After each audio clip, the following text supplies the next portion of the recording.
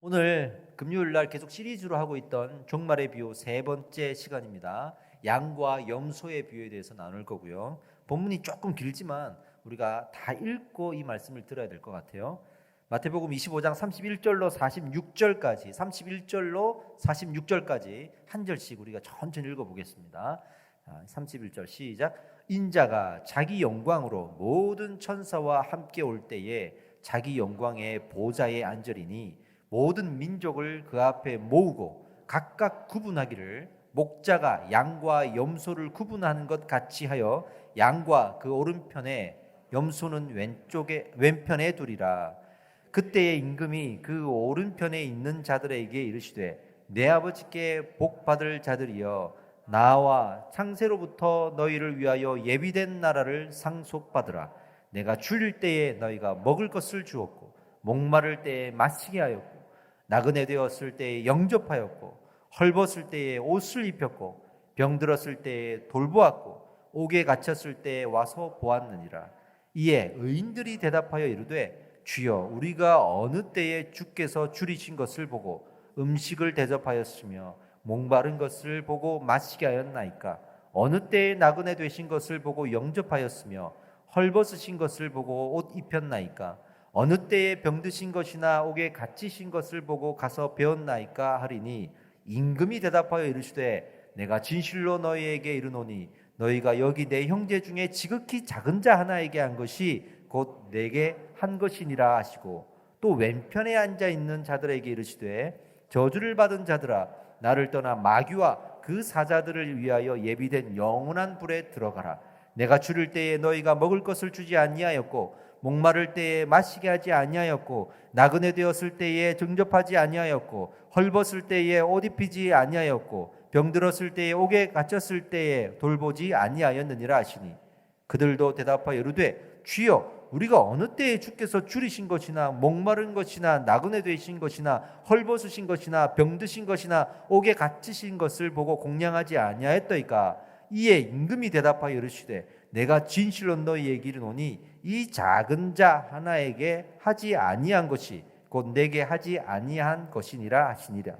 그들은 영벌에 의인들은 영생에 들어가리라 하시니라. 오늘 세 번째 시간입니다. 마태복음 25장의 종말의 비유 첫 번째가 뭐였죠? 열처녀 비유. 열처녀 비유의 핵심은 등불만 준비하지 말고 기름을 따로 준비해라. 이것이 제대로 해석이 되면 개인의 신앙을 준비하라 했습니다. 주일 예배에 한번 드리는 것으로 끝내지 말고 따로 우리가 성령의 은혜를 받아야 된다라는 거였습니다. 그죠? 그다음에 두 번째 달란트 비유였습니다. 달란트 비유는 한 달란트를 땅에 묻어둔 자가 이슈였죠. 그 사람처럼 받은 달란트를 땅에 묻어두지 말고 활용해라. 그것이 공동체를 섬기는 은사였다고 말했고 결국에는 개인의 신앙뿐만이 아니라 개인의 사역도 준비해야 된다. 이 사역은 교회 공동체를 향한 사역이었습니다. 사실은 복음을 전하는 사역과 교회를 섬기는 이 두 가지 사역이 이 두 번째 달란트 안에 포함되어진 개념이었죠. 자, 그리고 오늘 이제 양과 염소의 비유인데 핵심은 이겁니다. 마지막 때 종말의 신앙을 가져야 되는데 지금까지 열처녀 비유, 달란트 비유에서 말씀하신 것처럼 개인의 신앙과 개인의 사역을 들고 있는지를 마지막 때 이렇게 내가 나눌 것이다. 구분할 것이다. 그리고 한쪽으로는 축복할 것이고 한쪽으로는 저주할 것인데 이래도 준비 안 하겠느냐라고 하시는 하나님의 우리를 향한 거룩한 푸시예요. 이게 오늘 세 번째 비유입니다. 자, 먼저 31절 한번 첫 구절인데 다시 한번 읽어보겠습니다. 같이 시작. 인자가 자기 영광으로 모든 천사와 함께 올 때 자기 영광의 보좌에 앉으리니. 자, 보세요. 이 장면은 마지막 때 예수님께서 재림하실 때를 말씀하신 거예요. 예수님이 재림하실 때의 광경이 여기저기에 묘사되어 있는데 다 동일하게 하늘에서 구름 타고 내려오는, 그리고 모든 천사가 함께하고 모든 증상과 현상들이 성경에서는 틀리지 않게 동일하게 기록되어 있습니다. 그러니까 이것은 예수님 재림하실 때라는 것을 분명히 알 수가 있죠. 인자가 자기 영광으로 그랬습니다. 인자가 자기 영광으로 마지막 때 재림한다 그랬어요.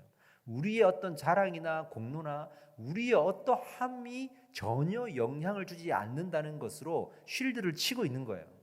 마지막 때에 뭐 우리가 잘해서, 우리가 뭐 신앙생활 잘해서 그래서 오시나 보다, 내가 이렇게 헌신해서 그래서 오시나 보다, 이러한 우리의 잘못된 교만을 처음부터 차단하고자 이 구절을 넣으신 거예요. 인자가 자기 영광으로 이 땅에 다시 오신다. 그러니까 우리가 그 재림을 준비할 때 어떤 우리의 자랑이나 공로가 나중에 아무런 의미가 없을 것이다. 그것을 미리 준비하려고 노력할 필요가 없다라는 의미가 들어있는 거죠. 자, 그 다음에 영광의 보좌 그랬습니다. 영광의 보좌. 그 영광의 보좌는 말씀드린 대로 예수님만 앉을 수 있는 보좌예요. 할렐루야. 예수님만 앉을 수 있는 보좌. 그 보좌에서 내려오신, 즉 예수님이 스스로 말씀하신 자기 영광은 그 보좌의 영광이에요. 그 보좌에 앉아있는 것 자체가 권능이에요. 그 자체가 영광이에요. 할렐루야. 이거는 우리가 감히 범접할 수 없는 영역이에요. 우리가 노력해서 그 영광에 뭔가를 더 할 수 없어요. 우리가 찬양하고 우리가 예배하는 것이 마치 하나님의 영광을 보태주는 식으로 생각할 수가 있는데 전혀 그렇지 않습니다. 그분은 우리를 창조하신 분이에요. 이 땅을 창조하신 분이에요. 우리가 예배하고 찬양하는 일이 그분에게 하등 도움이 되지 않아요. 그 영광이 어떤 데미지를 줄 수도 없고 플러스를 할 수도 없어요. 그런데 왜 우리가 영광을 드리는 일에 참여할 수 있느냐? 하나님의 불쌍히 여기시는 긍휼이에요. 전혀 영향을 주지 않는 일인데 우리 하나님이 그것으로 내가 영광을 받겠다 한 거예요. 받겠다 한 거예요. 우리 아이들이 소꿉장난을 하면서 아빠, 엄마, 내가 요리를 해줄게. 그래가지고 모래를 가져와가지고 거기다가 전자레인지 데피고 뭐 이렇게 솥에다가 해가지고 밥을 지어서 주면 그게 부모님의 현실적인 삶에 어떤 도움이 되겠습니까? 근데 부모님이 그래도 이쁘다 하고 맛있게 먹는 척하고 그리고 칭찬해 주는 것은 그 자녀를 사랑하고 또 긍휼히 여기기 때문이 아니겠어요? 하나님이 우리 인간을 창조하신 창조주이고 우리는 피조물에 불과하다는 사실을 절대 잊으면 안 돼요. 이게 언제 잊혀지냐면 이 세상을 살아가면서 내가 고통을 당하고 내가 피곤하고 지치고 그럼에도 불구하고 뭔가를 해내고 이런 우리의 공로를 쌓다 보면 잊혀지는 거예요. 내가 이렇게 했는데 이런 감정들이 그때서 나오는 거예요. 근데 전혀 그럼에도 불구하고 성경은 그런 것들이 영향을 줄 수가 없는 거예요. 이것을 우리 잊어버려서는 안 됩니다. 신앙은 이것을 지켜야 될 줄 믿습니다. 그 다음에 모든 민족을 그 앞에 다 모은 다음에 모든 민족, 여기서 모든은 그 당시에 살아있는 자들과 그때까지 이미 죽은 자들 모두를 해당하는 거예요. 여러분 그 확신반에서 저한테 이제 배우셨을 거예요. 마지막 때에 우리 성도들이 지금까지 죽어있던 사람들이 어디 있다고요? 나혼에 있다 배우셨죠? 그 나홀에 있는 사람들도 아직 완전히 의인이 되진 않았어요. 그 의의 옷을 입은 상태에서 지금 죽어 있는 건데 거기서 우리 예수님과 함께 교회로 모으시고 예수님과 함께 예배드리고 있단 말이에요. 근데 그 사람들이 그 재림을 하는 그 당시에 살아있던 자들과 함께 모여서 이제 심판을 받는 거예요. 심판을 받는 거예요. 그래서 이게 모든 민족을 그 앞에 모으고 각각 구분한다 이렇게 표현이 되는 거예요. 구분을 하는데 하나는 양이고 하나는 염소더라. 그러니까 지금 구분을 할 때 재판을 할 때 너는 양이야, 너는 염소야 이게 아니고 모아 보니까 누군가는 이미 양이고 누군가는 이미 염소인 거야. 모을 때 그냥 그게 이미 모여져 있는 거야. 이게 우리가 구원을 받을 때 마지막 재림 때 구원받는 게 아닌 거예요. 이게 그때 구원받는 게 아니고 지금 신앙생활하는 지금 우리가 살아가면서 믿음의 고백을 하고 구원을 받아요. 이미 우리는 살아있을 때 구원을 받고 구원을 안 받고가 결정이 된다. 이거. 여러분들 구원에 확신이 있으시죠? 그렇다면 여러분 지금 구원받은 거예요. 긍휼하심의 은혜로 그 재림 때 받는 게 아니라 지금 받아서 아직 죄인임에도 불구하고 영광의 의의 옷을 입혀주시고 천국 열쇠를 미리 주신 거예요. 이 열쇠는 완전히 의로여만, 죄가 하나도 없는 사람만 들어갈 수 있는 곳인데 내가 그래도 열쇠를 먼저 줄게. 저는 죄인인데요, 걱정하지 마. 내가 이 열쇠를 열고 들어갈 수 있게 다 인도해 줄 테니까 나만 믿고 따라와. 이렇게 하신 거예요. 우리는 감사할 수밖에 없는데 거기에 무슨 공로와 무슨 자랑을 더 하겠습니까? 그걸 또 우리가 알 수 있는 상태죠. 그런데 그렇게 모였어요. 그 양과 염소는 그러면 어떤 부류냐? 하나는 구원을 받은 사람, 하나는 구원을 못 받은 사람이라고 쉽게 생각할 수 있겠죠? 그죠? 더 정확하게 얘기하면 이 본문에서는 어떻게 구분하고 있냐면 그 마지막 때 종말의 신앙, 개인의 신앙과 사역을 준비한 사람과 안 한 사람으로 구분이 되는 거예요. 이게 구원과 직결되어 있는 거예요. 자, 그러면 생각해 보세요. 구원을 받았다는 것이 마지막 때 이 두 가지 신앙과 사역을 준비하는 것과 직결되어 있죠.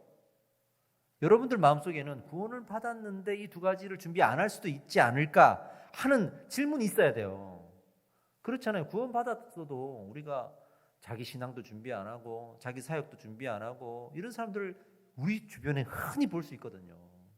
그러니까 마치 이 본문에 나오는, 이 비유에 나오는 개인의 신앙과 사역이 선택할 수 있는 것으로 자꾸 인식이 된단 말이에요. 절대 그렇지 않아요. 이건 직결되어 있는 거예요. 그러니까 우리가 구원받고 나서 송화의 신앙을 살아가고, 또 다른 말로 바꾸면 구원받고 나서도 우리가 해야 될 신앙의 의무가 있는데 구원만 받고 이 의무를 행하지 않을 수도 있다라는 거에 대해서 우리가 자꾸만 가능성을 열게끔 자기 합리화를 시키거든요. 반면에 구원을 받았는데 구원을 받고 나서 그 신앙의 의무를 다하는 것은 정당하고 당연한 건데 자꾸만 우리 마음속에 만약에 안 하면 그럼 어떻게 되지? 그럼 내 구원은 가짜인가? 이런 복잡함이 이제 들어오는 거야. 그죠? 복잡함이 들어오는 거죠. 우리가 어떤 잘못된 고정관념이 있냐 그러면 이거를 이렇게 머스트로 보는 거예요. 머스트. 해야 한다. 구원 받았으면 자, 이제는 이 의무를 가져야 한다. 이렇게 배운 거예요. 그죠? 이게 잘못된 교육이에요. 이건 머스트가 아니에요. 반드시 해야 됩니다. 구원 받으셨죠? 반드시 해야 됩니다. 구원 받으셨죠? 꼭 그렇게 해야 됩니다. 안 하면 안 됩니다. 이렇게 배웠단 말이에요. 우리는 구원의 개념을. 그게 아니에요. 이거는 머스트가 아니고 will do예요. will do. 하게 될 것이다 뜻이에요. 진짜 구원을 받은 사람은 하나님께서 그를 인도하셔서 그렇게 살아가도록 이끄시는 거예요. 할렐루야. 이끄시는 거예요. 우리의 공로가 아니고 우리의 선택이 아니고 우리가 의무를 우리가 지킨 게 아니고 하나님이 이끌어 가시는 거예요. 이걸 성도의 견인이라 그래요. 이거를 우리는 꼭 알고 이 본문을 봐야 됩니다. 그래서 이 양이 되고 누군가는 이제 염소가 됐단 말이에요. 양은 오른편에 이제 염소는 왼편에 섰는데 오른편 왼편 그건 중요한 게 아니에요. 지금 이거 가지고 또 오른편은 귀하고 왼편은 또 안 귀하다 그래가지고 예배당에도 오른편만 앉으려 그러고 그렇게 하시면 안 된다. 아무 의미 없습니다. 이거는 단지 이제 그 이스라엘 사상에 오른쪽이 더 좋은 것이라는 사회적인 인식이 있어서 그래요. 그래서 그 당시에는 이제 왼손잡이들을 장애로 취급을 할 정도로 오른손과 왼손에 대한 사회적인 인식이 있었기 때문에 이제 이렇게 쓴 겁니다. 아무 의미 없습니다.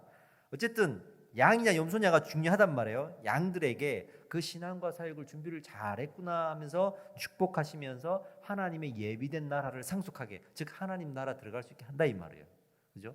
자, 염소에게는 준비를 안 했구나 하면서 저주하고 그 영원한 지옥불에 넣잖아요. 여기에서 제가 그 구원론에 대해서 얘기할 때 지옥에 대해서 이렇게 가르쳤어요. 지옥은 창세 전부터 있었고 그 지옥은 이미 사단 귀신을 위해서 벌하기 위해서 만들어 놓은 곳이다.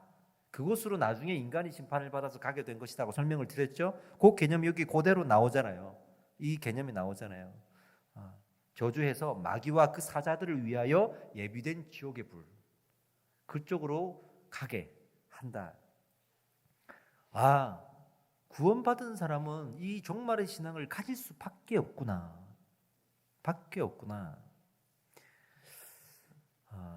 이 과정에서 이 구분의 기준이 되는 이 신앙과 사역이 얼마나 중요한지를 이제 우리가 알 수 있는데, 오늘은 구체적으로 이제 그 결과들이 드러납니다.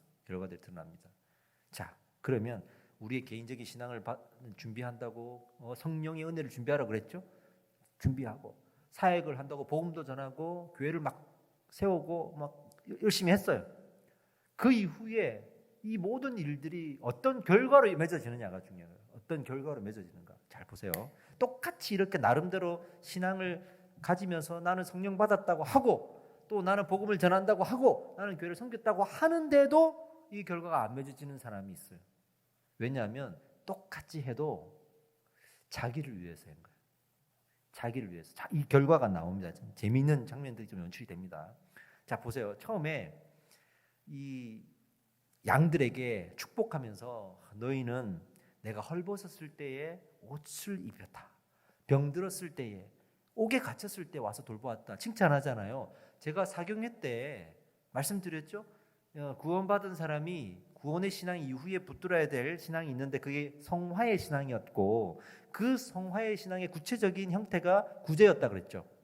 그죠? 또 이 개념이 나오죠. 결국에는 그 구제 같은 개념이 나오죠. 그렇게 했어요. 너희들 이렇게 어려운 사람 돌봐주고 헐벗고 병든 사람, 옥에 갇힌 사람 다 돌봐줬다. 칭찬했단 말이에요. 재밌는 장면이 나옵니다.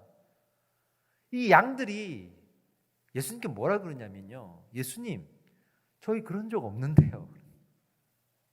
왜냐하면 예수님이 표현을 할 때 내가 헐벗었을 때 그랬거든요. 내가 병들었을 때 그랬는데 자기들은 예수님이 헐벗었을 때를 잘 기억 못하겠고 그리고 지금 우리만 해도 예수님과 같이 지내지는 않잖아요. 예수님이 병든다 이게 무슨 말이냐고 이게. 예수님이 옥에 갇혔다 본 적도 없고 상상을 해본 적도 없어. 근데 언제 우리가 예수님을 그렇게 예수님 옷을 입혀드리고 우리가 병들었을 때 수발을 하고 언제 그랬냔 말이에요. 예수님 그런 적 없고 우리 그렇게 안 했는데요 라고 항변을 하는 거예요.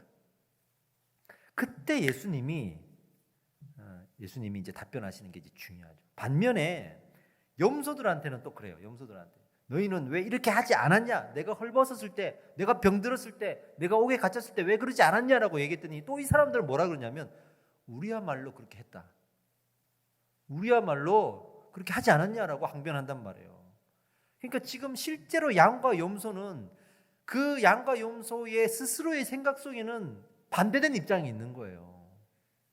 이런 일들이 지금 우리 현실에 있다고 생각해 보세요. 한쪽에서는 나는 그렇게 했어. 나는 구원받았어. 나는 예수님을 위해 살았어.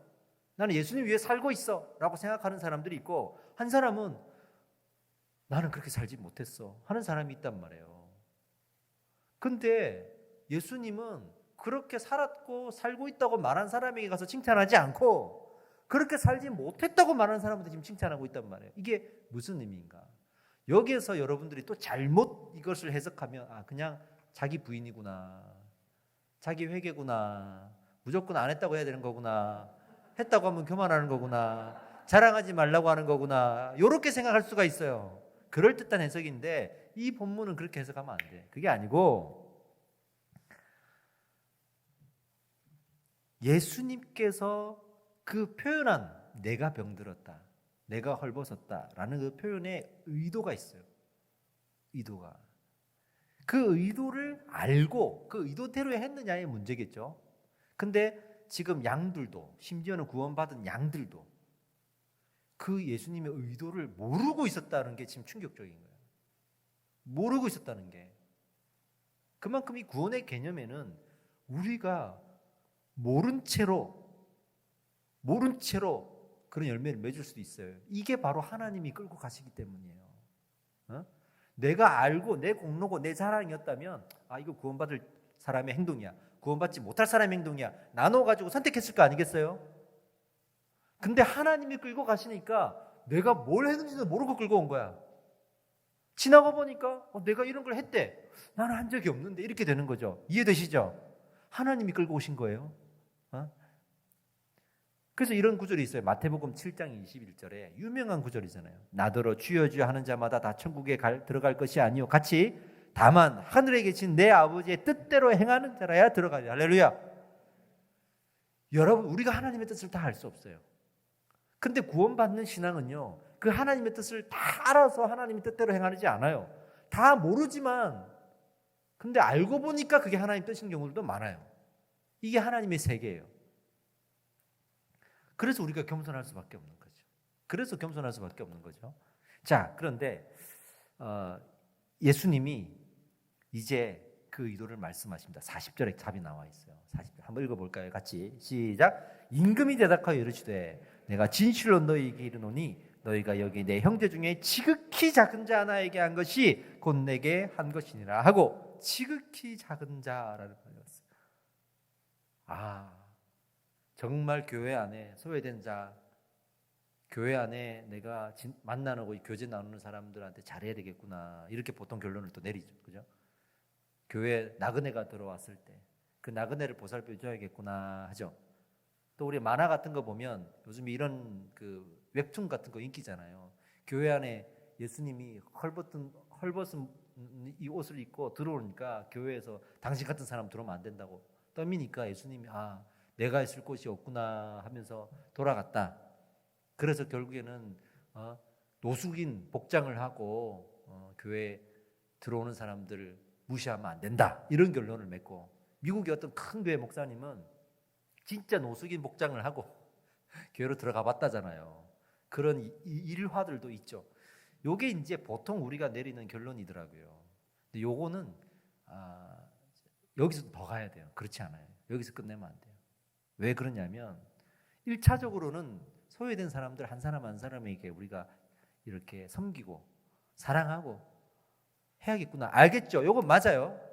더 중요한 구절이 여기 나와요. 표현이 나와요. 보세요. 너희가 여기 내 형제 중에, 그랬습니다. 내 형제 중에. 이 표현하고 아까 헐벗었고 병들고 그다음 뭐였죠? 옥에 갇혔을 때. 일반적인 상황이 아니에요. 헐벗었을 때 이게 일반적인 상황이라고 생각하지 마십시오. 그냥 우리가 뭐 노숙인들만 생각하는 것을 끝내면 안 된다는 거예요. 이게 여기에 나오는 이 헐벗은 사람과 병든 사람과 옥에 갇힌 사람들은요, 예수님께 명령을 받고 복음을 증거한 사람들이에요.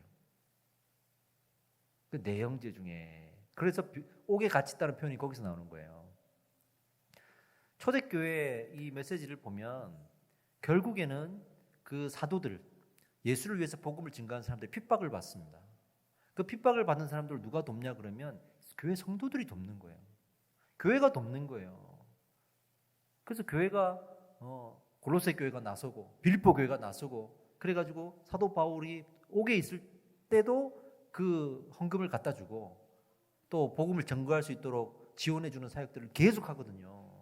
거기서 루디아 같은 여인들은 빌립보 교회 개척 멤버로도 참여했지만 끊임없이 자기가 사업을 하니까 그 재정을 가지고 또 사도들을 돕는단 말이죠. 그렇게 복음을 증거하는 자들을 도운 사람들이 여기 안에 아주 중요한 가치를 가지고 지금 들어가 있는 거예요. 그러니까 그냥 우리가 흔히 만나는 사람들도 분명히 포함되어 있지만 이 본문에서 말하는 대상은 거기에서 그치지 않고 정말로 그것도 중요하지만 이게 더 중요하다고 말하면서 하나님의 일을 하는 사람들, 하나님의 일을 하는 사람들, 이제 납득이 되시죠? 그 하나님의 사람들이 세상 앞에서 보면 지극히 작은 자예요. 없는 사람들, 가난한 사람들도, 소외된 사람들도 지극히 작은 자예요. 그러나 잘 보세요. 복음을 위해서 일하는 자들이야말로 또한 지극히 작은 자들. 교회 안에서도 복음을 위해 일하는 사람들이 있거든요. 사실은 지극히 작은 자예요. 성도들이 안 나서면 어려움을 당할 수 있는 사람이에요. 대표적인 예로 목회자를 보세요. 목회자는 성도가 없으면 목회를 할 수가 없어요. 먹고 살 수도 없어요. 그러니까 이런 사람들은 되게 대단한 것 같고 위험 있는 것 같고 막 하나님께서 막 하늘에서 막 먹을 것을 막 던져주는 것 같은 그런 정도로 생각하지만 실제로는 아주 작은 자들이에요.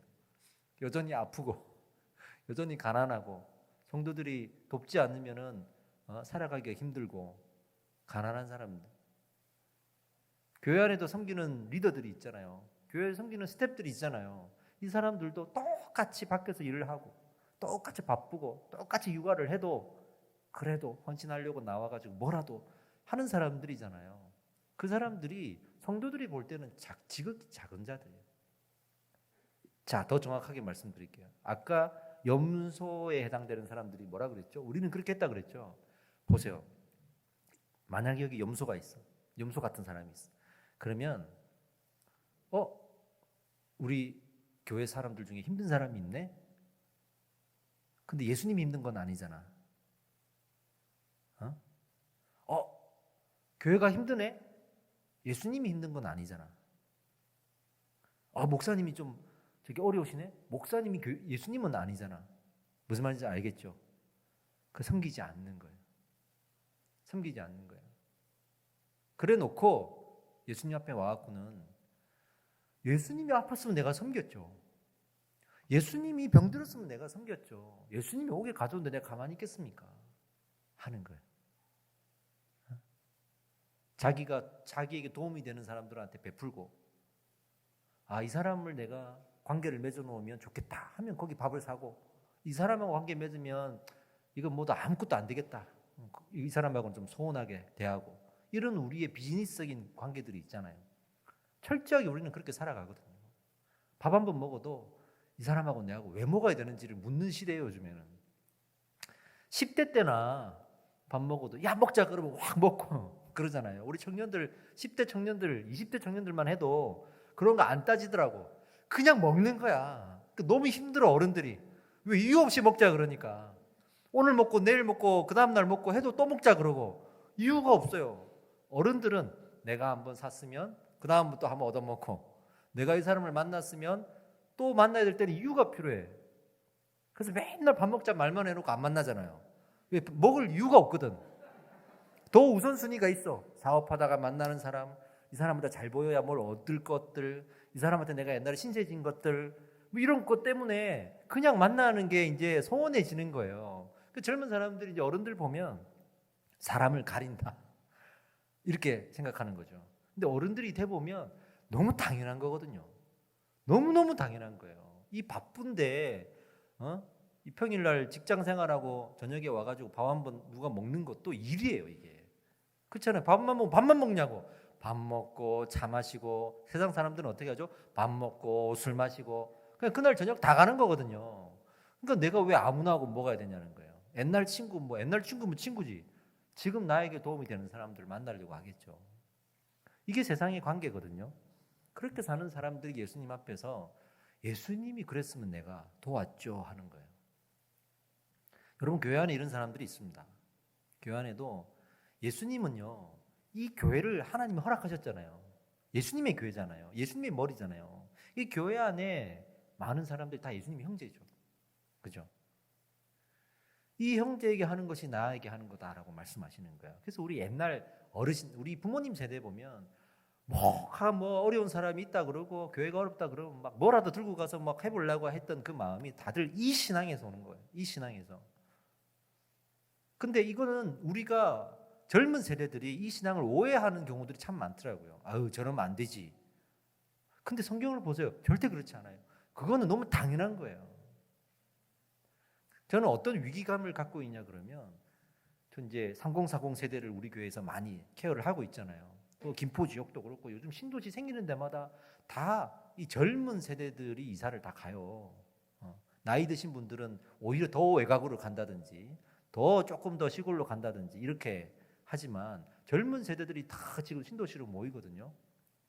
공통적인 현상입니다.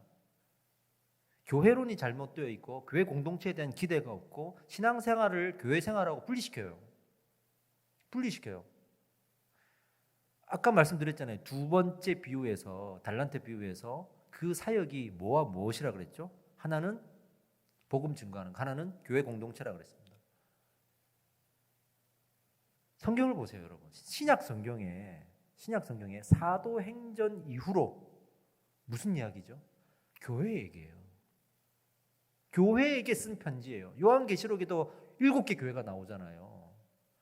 교회가 얼마나 하나님의 그 명령 가운데 중요한 가치와 중요성을 가진 우선순위에 있는 것인데도 많은 젊은 크리스찬들이 교회를 분리시켜 놓고 있는 거예요. 이게 너무 큰 위기감으로 저한테 다가오더라고요. 너무 큰 위기감으로 다가오는 거예요. 얼마 전에도 제가 이제 여기 다른 신도시에 또 가서 이렇게 목사님 만나고 그렇게 했는데 놀라운 이야기를 들었어요. 첫 번째는 한 달에 100명씩 새 가족이 온대요. 한 달에. 교회가 좀 크게 있거든요. 100명씩 온대. 한 달에 100명씩 나간대. 한 달에 100명씩. 왜 그러냐면 이 100명 오는 사람들이 전부 다 내 교회라고 안 와요. 공동체 생활 하려고 오지 않아요. 언제든지 떠날 수 있게 살짝 발만 거쳐놓을 수 있게 와요. 그래서 아무것도 안 해. 예배만 탁 드리고 가요. 뭘 교육을 하려고 그래도 안 한다고 그러고 섬기지도 안 한다고 그러고 다 예배만 드리고 가요. 그게 자기는 교회 생활 다 했다고 생각하는 거지. 그리고 여차하면 옮겨요. 그래서 이 교회 간 사람이 저 교회 가고 저 교회 사람이 이 교회 오고 그러니까 교회들끼리도 민감한 거예요. 민감해가지고 교회들끼리 또 싸움이 일어나가지고 한 교회가 다른 교회를 무슨 신고를 해가지고 2천만 원 벌금 나오게 하고 난장판이 돼버렸어요. 지금 이 교회론이 무너지면서 교회도 같이 무너지는 거예요. 교회는 성도가 건강하지 않으면 절대 건강해질 수 없어요. 근데 지금 이 비유에서 보시다시피 마지막 때에 하나님께서 뭘 물으실 때 그 신앙뿐만 아니라 사역을 물으시는데 교회가 들어가고 양과 염소를 나눌 때에도 하나님의 형제, 예수 그리스도의 형제, 지극히 작은 자 이런 개념 안에 결국에는 교회 공동체가 들어간다는 것을 이 비유를 통해서 계속 뽑아낼 수 있는 거예요. 이게 여러분 종말의 신앙을 가지고 싶으시죠? 할렐루야. 종말의 신앙을 가는데 교회를 뺄 수가 없어요. 제가 왜 교회를 개척했겠습니까?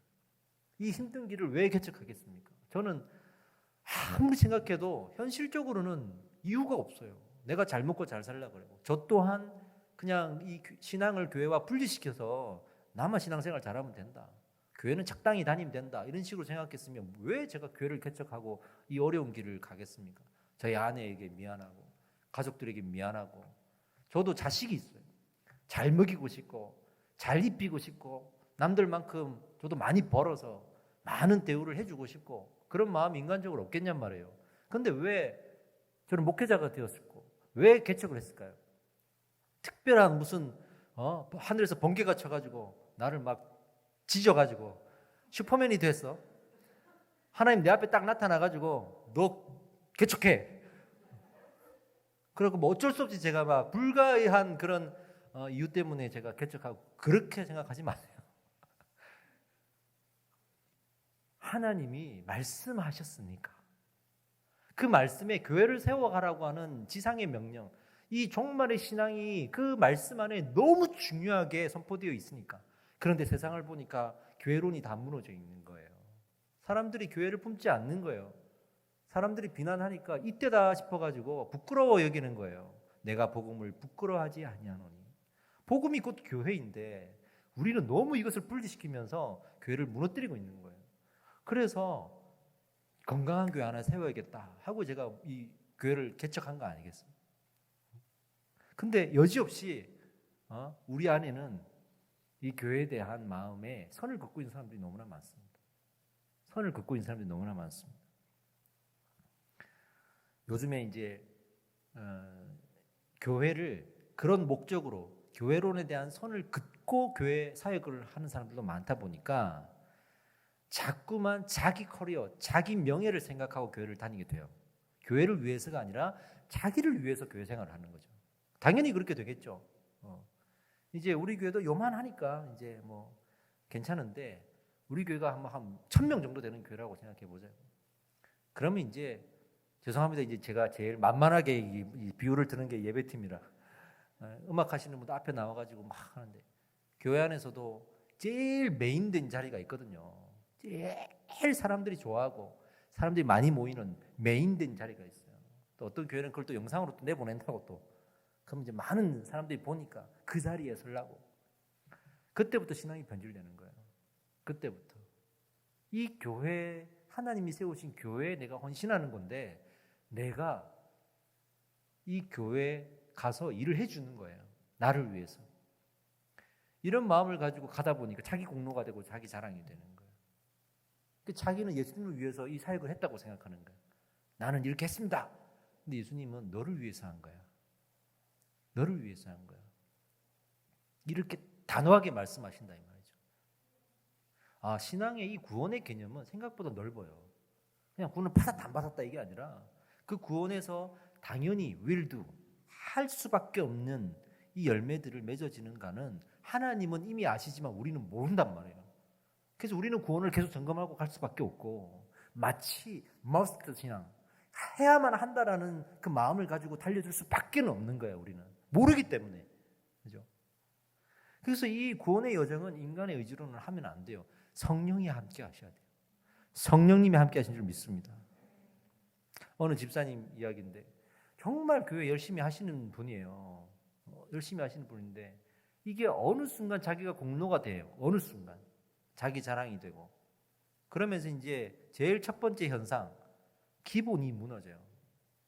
기본이 무너져. 예배를 잘 안 드린다든지 기도를 안 한다든지 신앙의 가장 기본적인 것이 무너지기 시작해요. 근데 중요한 일은 한다는 거예요. 중요한 일은 한다는 거예요. 두 번째 증상 주변 사람들이 알아요. 이분 건드리면 안 돼.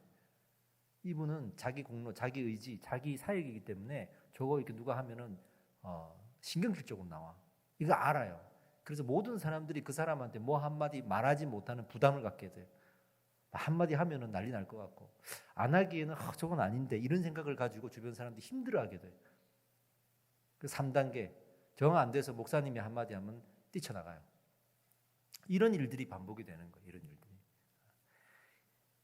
더 나아가서는 내가 생각하는 기본만 하는 거예요. 주일 예배 딱 한 번 들으면 난 다 했다 이렇게. 난 다 했다. 여러분 구원을 받은 이 백성이 하나님께 예배 드리는 것은 회중 예배 절대로 그것만으로 만족할 수 없어요. 여러분. 그 갈급함은 하나님 주시는 거거든요. 성령의 은혜가 있는 사람은 절대로 내가 예배 안 드리고 있는 내 자신을 보면서 아무렇지 않고 괜찮을 수가 없습니다. 그런 마음이 우리 안에 있는지를 보셔야 됩니다. 제가 요즘에 책을 하나 읽었는데 돈의 속성이라는 책. 돈에 관심이 있어서가 아니라 돈을 알아야 될 것 같아서 돈의 속성을 읽었어요. 하나님의 속성은 아는데 돈의 속성을 모르는 것 같아서 거기에 돈을 벌지 못하는 이유에 대해서 이렇게 나와 있습니다. 이 저자의 주장이에요. 왜 우리가 돈을 벌지 못하는가? 능력이 없어서 돈을 못 번다. 그게 아니래요. 그게 아니래요. 작은 돈에 게을러서. 작은 돈을 너무 가볍게 생각한다는 거예요. 작게 모으고 작게 쓰는 것을 무시한다는 거예요. 왜 이런 사람들이 있죠. 그거 아껴봐야 그거 아껴봐야 아무 소용 없는 거야. 큰 거 아껴야지. 근데 사실은 살아가면서 큰 거 못 아끼거든요. 그러니까 계속 책받기 굴러가듯이 악순환이 계속되는 거예요. 근데 진짜 돈을 버는 사람은 절대로 단 한 푼이라도 쓸데없이 안 쓴다는 거예요. 내가 왜 써야 되는지에 대한 이유를 갖고 쓴다는 거예요. 여러분 저는요 부자들 많이 만나봤거든요. 제가 외부 사역을 많이 했잖아요. 후원을 유치하는 사역을 많이 했어요. 제가 교회도 사실은 그래서 외부적인 후원이 우리가 많았던 것도 항상 그런 사람들 제가 좀 만나왔기 때문이에요. 그래서 부탁도 하고 지금도 어려우면 좀 부탁하기도 하는데 이제 시간이 가면 갈수록 이제 멀어지니까 못 하게 되죠. 그런 사람들을 만나보면 부자들이거든요, 대부분. 근데 이 사람들이 힘들다 그러면 무조건 이렇게 내어놓을 것 같죠. 절대 그렇지 않습니다. 절대 그렇지 않아요. 그냥 안 내놔요. 부자일수록. 제가 경험한 것도 그렇지만 그 후원으로서 돌아가는 복지단체 있죠. 제가 이름을 밝힐 수 없지만 그런 복지단체들도 통계를 갖고 있어요. 기부를 받으러 갈 때 누구한테 가야 되는가 철저하게 통계를 갖고 있어요. 부자일수록 어떤 이유를 묻냐면 내가 여기에 꼭 기부해야 되는 이유가 뭐지? 를 물어요. 이 답을 가지고 가야 돼요. 이걸 가지고 가야 내가 그러면 좀 후원하겠습니다. 이게 나오지. 그냥 가서 무조건 이렇게 도와달라 그러면 안 해요. 내가 왜? 이걸 안 풀리지가 않네. 이게 풀리지 않으면 후원을 안 해. 돈을 허투루 안 써요. 그 사람들의 특징을 잘 보면 돈을 딱 밥을 사더라도 항상 자기가 가치 있는 자리에서 밥을 사요. 그렇잖아요. 내가 있는 자리에서. 뭔가가 자기가 생각하는 기준과 자기가 생각하는 그 답이 있어야만 움직이시더라고요. 그래서 그거를 이미 브리핑화 시켜놨어. 그런 단체들은. 그리고 찾아가는 거예요. 찾아가도 두 가지 부류의 부자가 있어요. 한 부류는 자수성가한 부자들, 한 부류는 재벌 2세들. 누굴 찾아가겠습니까? 재벌 2세를 찾아갑니다. 자수성가한 사람일수록 이 질문이 강해요.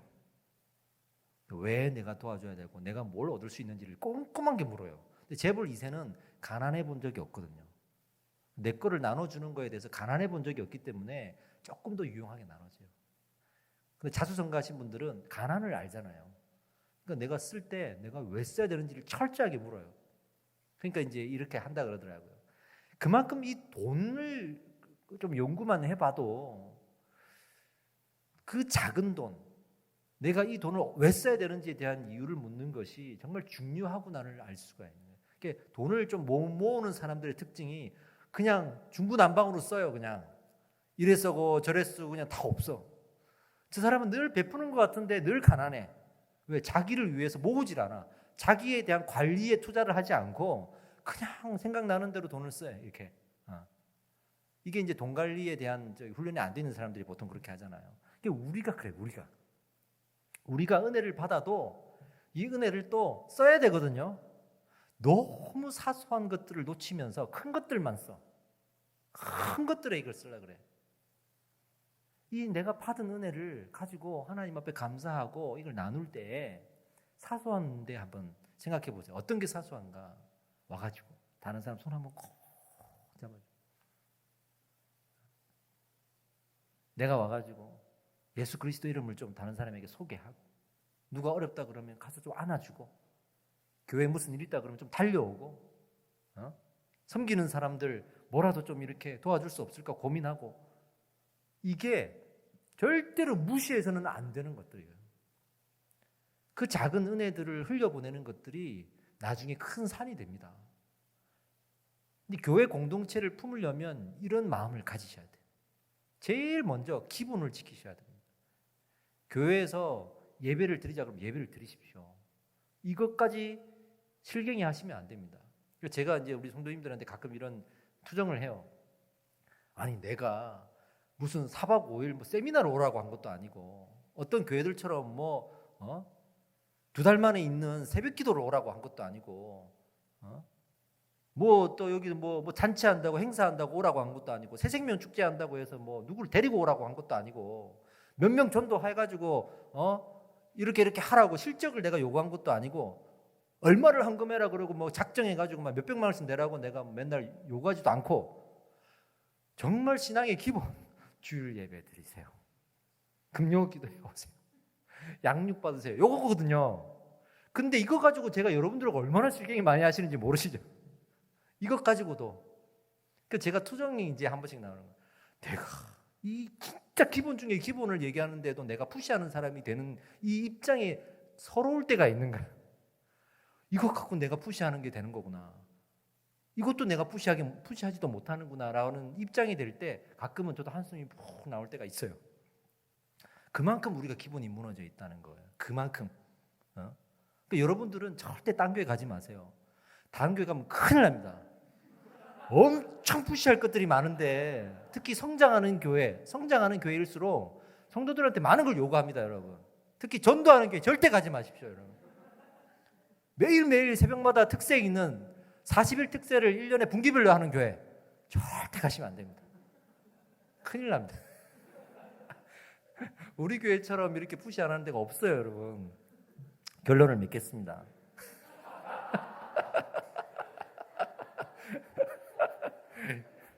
결론 참 잘 맺죠 오늘. 제 나름대로는 엄청 고민하고 결론으로 온 거예요 지금. 이 종말의 이 세 가지 비유를 통해서 뭐 대단한 걸 말씀하실 것 같았죠. 순교해라. 뭐 이 땅에 지구상에 한 100개 교회 세워라. 이렇게 막 전도 몇 명 해라. 다 갖다 바쳐라. 막 이렇게. 애들을 다 주의 사람으로 만들 목회자로 다 세워라. 이렇게. 뭔가 대단한 걸 말씀하실 것 같죠. 모여가지고 대한민국을 잡아먹어라. 이 김포시에 모든 하나님의 나라의 지배 구조를 만들어가지고 김포시의 모든 사람들이 의무적으로 예배드리게 만들어라. 뭐 대단한 거 하나도 말씀 안 하셨어요. 결론은 이 마지막 세 번째 비유에 와가 딱 결론. 지극히 작은 자. 내 형제 중에 지극히 작은 자.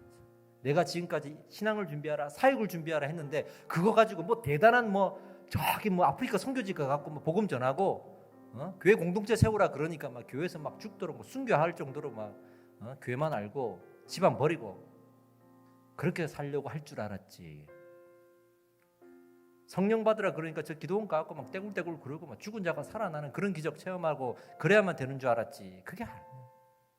지극히 작은 자에게 이 신앙과 이 사역과 이 은혜를 가지고 이 지극히 작은 자에게 그거를 흘려보내주고 섬긴 적이 있느냐?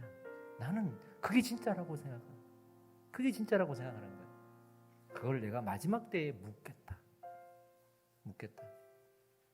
심지어는 양들도 나는 그런 적이 없는데요. 할 만큼 작은 거. 여러분 저는 제 전도자 시절에 이제 결혼하기 전에 너무 이제 학비 내기 어려워가지고 제가 4년제 학교를 9년째 졸업을 했으니까 이제 입학할 때 외에는 이 등록금을 집에서 지원을 받지를 못했으니까 제가 일을 하고 등록금 내고 또 등록금 못 내면 휴학하고 이거를 계속 했거든요. 그래도 제 때는 휴학을 많이 할 수 있었어요. 그래서 그게 가능했었습니다. 지금은 아마 안 될 거예요.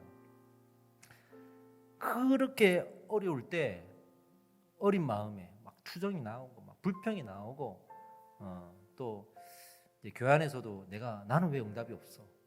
이런 어떤 마음 때문에 교회 공동체에 대한 어떤 기대가 져버릴. 그 어린 나이에 그럴 수 있잖아요. 저도 그랬습니다. 그런데 또 교회 마침 또 상처되는 일이 있어.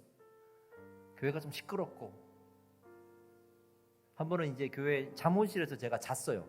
청년 시절에 거기 짐을 갖다 놓고 잘 데가 없으니까 목사님이 잠옷실에서 자 대신에 교회 청소 좀 하고 잤어. 근데 어떤 남자 권사님 그때 감리교회였어요. 남자 권사님이 오셔가지고 저를 막 야단치면서 왜 여기서 자냐고. 집이 없으면 집으로 가야지. 왜 교회가 집이냐고 막 야단을 치시는 거예요. 목사님 허락을 받고 제가 여기 자고 있다고 말씀드렸는데도 막무가내 여기가 니네 집이냐. 그 말에 너무 상처를 받은 거예요. 떠나야겠다. 여기는 내가 있을 곳이 아니야. 근데 이제 주일날 다 끝나고 이제 다 청소를 하고 있는데 집사님 한 분이 교회로 오셨어요. 집사님 한 분이 와가지고 저한테 아이고 요즘 많이 힘들지 않냐라고 막 이렇게 위로해 주시고 가는데 악수를 하는데 악수를 딱 했는데 뭔가 이렇게 꾸깃꾸깃 뭔가가 종이 같은 게 내 손에 집히는 거예요.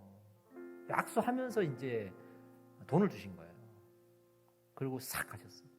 딱 보니까 그 10,000원짜리를 꼬깃꼬깃 접어가지고 정사각형으로 만들어가지고 이렇게 주신 거예요. 그걸 봤는데 눈물이 왈칵 쏟아지는 거예요. 이제.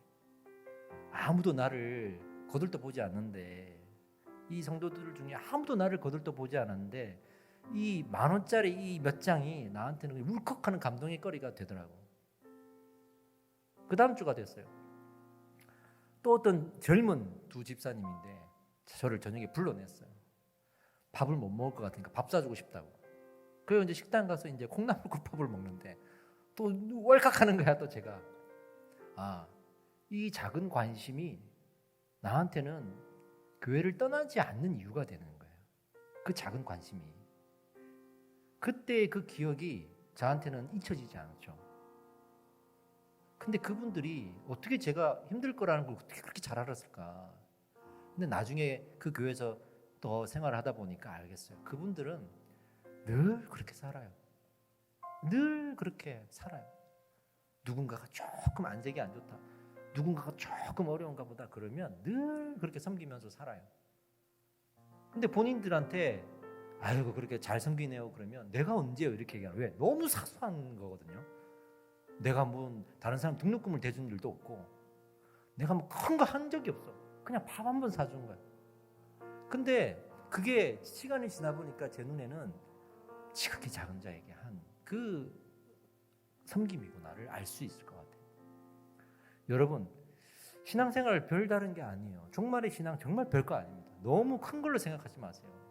신앙의 기본을 지키고 그 기본의 은혜를 가지고 우리 지극히 작은 형제들을 섬기고 있다면 여러분 신앙생활 잘하고 있는 겁니다. 하나님 보시기에는 그것조차 기본이 안 돼. 교회 공동체를 자체를 내려놓고 선을 그어버리고 그 작은 섬김조차 별거 아니라고 뛰어넘어가고 나중에 큰 섬김 내가 섬기면 되지 그러면서 평소에 아무것도 안 하고 나중에 뭐 환난 날이 오면 내가 순교하지 그러면서 예배도 안 드리고 그런 사람들이 얼마나 많으면 이 비유를 통해서 우리에게 지금 경고를 하시고 말씀하실까? 여러분 이 비유를 붙드십시오. 끝으로 제가 전화를 하나 받았어요. 이분은 현재 해외에 계십니다. 정말 은사 중심의 그런 사역을 했던 분이에요. 근데 저한테 전화를 해서 이런 얘기를 해요. 우리 교회를 알아요. 목사님, 저는 처음에 너무 이 은사를 사모해가지고 은사 사역자가 됐다고. 근데 지금 달라졌어요. 왜요? 그러니까 내가 은사 사역하면서 은사가 신앙을 지키지 못하는 걸 내가 알았어요. 그 큰 은사를 받았어도 신앙생활 다 떠나고 교만해지고 교회보다 자기가 그 교회 위에서 꼭 문제 일으키고 이런 거 나 많이 봤다는 거예요. 이제 알겠어요. 가랑비에 젖는 은혜가 얼마나 귀한지를 알았어요. 내가 옷을 젖는지도 모르고 이 가랑비에 그렇게 지내다 어느 순간 옷이 젖어 있는 그 가랑비와 같은 은혜를 받고 사는 사람들이 진짜 성도구나라는 걸 자기는 이제서야 알겠다는 거예요. 이제서야 알겠다는 거예요. 정말 그 말을 듣는데 감동이 됐어요.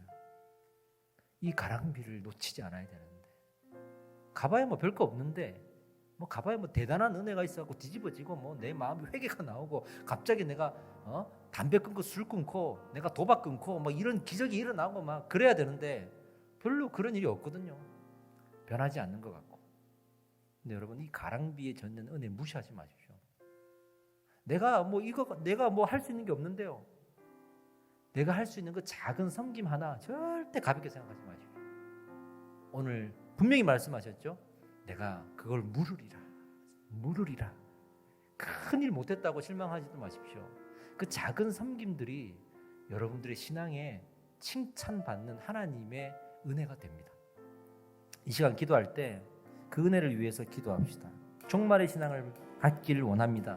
하나님 그 신앙과 그 사역을 가질 때 이 마지막 하신 이 지극히 작은 자에게 이 부분을 우리가 품게 하시고 우리가 그 은혜를 가지고 나누고 섬길 수 있는 우리가 될 수 있도록 역사하여 주시옵소서. 함께 기도하겠습니다. 기도합시다.